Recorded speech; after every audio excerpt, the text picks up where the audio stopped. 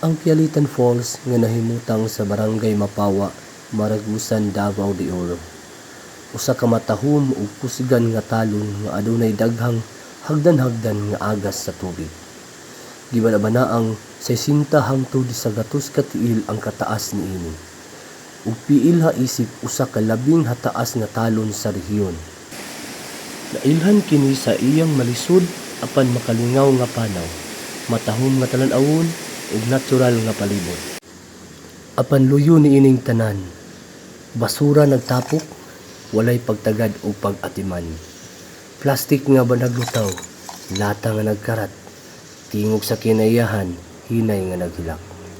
Yuta nga kaniadto, buhi ug madbungahon, karon natabunan sa hugaw ug pagkahugno. Basura dili lang hugaw sa pananaw, kung dili lason ug kaugmaon sa kalibutan.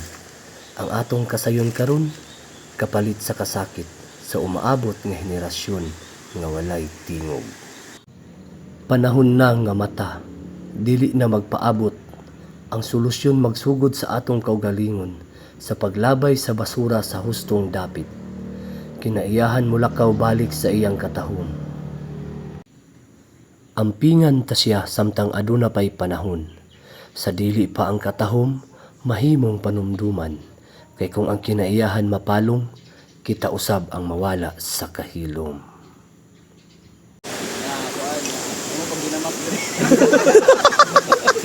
Direct to the point man. Grabe sakit.